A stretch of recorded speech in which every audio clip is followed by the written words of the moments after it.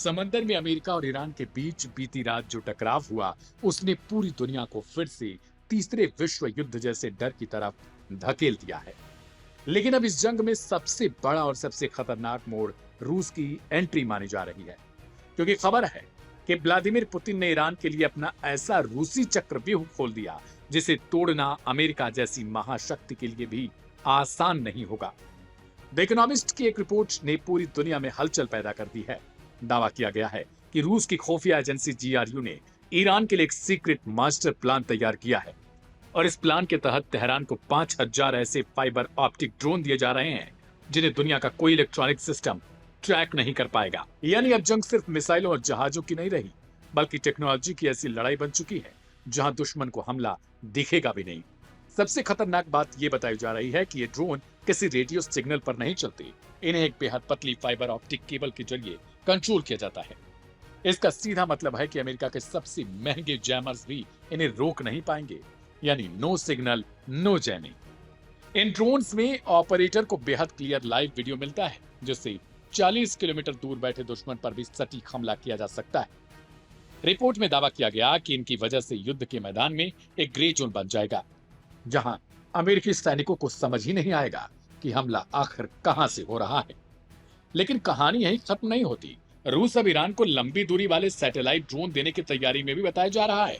और सबसे चौंकाने वाली बात यह है कि इन ड्रोन्स में कथित तौर पर स्टारलिंक टर्मिनल्स का इस्तेमाल हो सकता है, यानी वही स्टारलिंक जिसे एलन मस्क की कंपनी चलाती।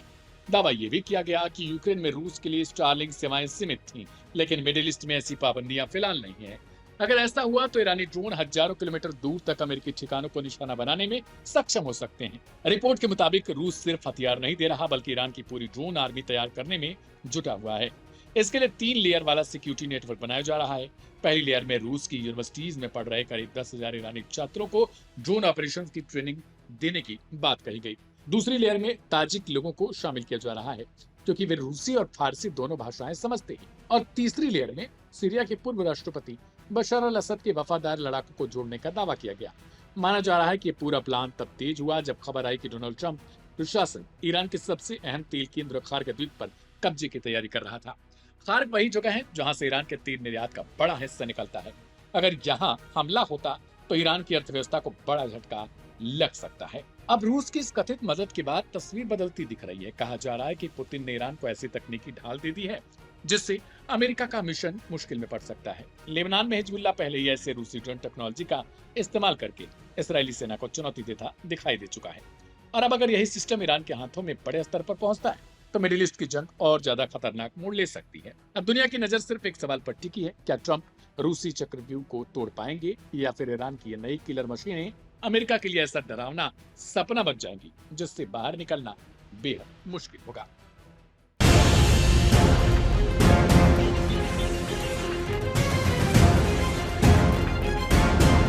कल तक अमेरिका को ना कर रहे सऊदी अरब ने आखिरकार हाँ कर दी है। जी हाँ, ईरान अमेरिका इसराइल टेंशन के बीच मीडिया रिपोर्ट के हवाले से बड़ी खबर आ रही है, जिसमें कहा जा रहा है कि सऊदी अरब ने अमेरिकी फोर्सेस को अपने यहाँ मौजूद एयरबेस और अपना एयर स्पेस इस्तेमाल करने की इजाजत दे दी है।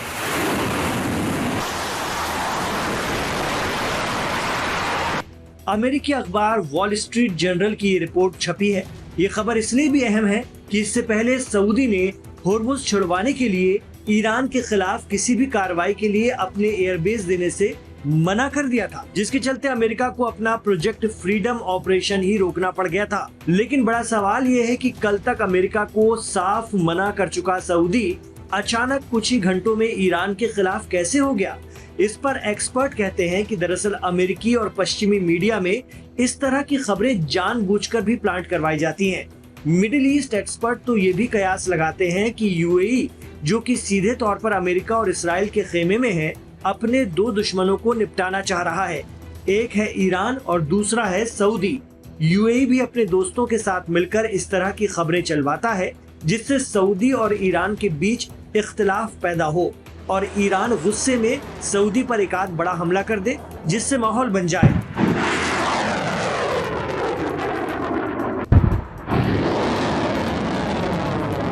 रही बात सऊदी की, तो सऊदी के साथ दिक्कत ये है कि सऊदी और अमेरिका पेट्रो डॉलर के जरिए एक दूसरे पर निर्भर है। सऊदी का अमेरिका में भारी इन्वेस्टमेंट है, इतना ज्यादा कि अगर सऊदी कभी हाथ पीछे खींच ले तो अमेरिका की इकोनॉमी डगमगा जाएगी। एक्सपर्ट कहते हैं कि सऊदी अगर यही कह दे कि हम डॉलर में नहीं बल्कि युआन में डील करेंगे तो अमेरिका के तोते उड़ जाएं। यानी सऊदी और अमेरिका एक दूसरे के पार्टनर तो हैं ही, साथ ही एक दूसरे पर प्रेशर भी डालते रहते हैं। हो सकता है अमेरिका ने सऊदी को धमकाया हो, क्योंकि सऊदी और मिडिल ईस्ट के अन्य देश अमेरिका और ब्रिटेन के जरिए ही बनाए गए हैं। ये एक तरह के आर्टिफिशियल स्टेट है। सऊदी को डर भी रहता है कि जिन्होंने हमें बनाया है वही हटा भी सकते हैं। यही वजह है कि वो चाहकर भी अमेरिका को बहुत ज्यादा नाराज नहीं करता है। मीडिया रिपोर्ट बता रही है कि सऊदी और कुवैत के इस फैसले के बाद ट्रंप की योजना की बड़ी रुकावट दूर हो गई है, जिसके तहत अमेरिका होर्मुज के अहम समुद्री रास्ते से गुजरने वाले जहाजों की सुरक्षा सुनिश्चित करना चाहता था। वॉल स्ट्रीट जर्नल की रिपोर्ट के मुताबिक अमेरिकी अधिकारियों ने बताया है कि ट्रंप प्रशासन अब उस अभियान को दोबारा शुरू करने की तैयारी कर रहा है, जिसके तहत अमेरिकी नौसेना और वायुसेना की मदद से व्यापारिक जहाजों को सुरक्षित होर्मुज पार कराया जाना था। हालांकि देखा जा रहा है कि ईरान सऊदी पर खामोश है और सऊदी भी ईरान के खिलाफ कुछ नहीं बोल रहा है। न ही ईरान ने सऊदी पर कोई अटैक किया है, लेकिन इतना तय है कि जंग तो होनी ही है। सीज फायर सिर्फ सांस लेने का मौका है दोनों ही पार्टियों के लिए। ऐसे में सऊदी की तरफ से अमेरिका को अपनी जमीन इस्तेमाल किए जाने की इजाजत जैसी खबरें, क्या ईरान सऊदी के रिश्ते खराब करने की साजिश है या वाकई प्रेशर में आए सऊदी का फैसला?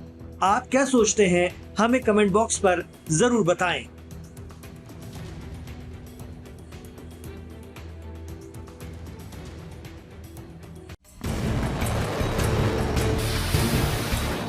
मध्यपूर्व में शांति की उम्मीदों को एक बार फिर से बड़ा झटका लगा है।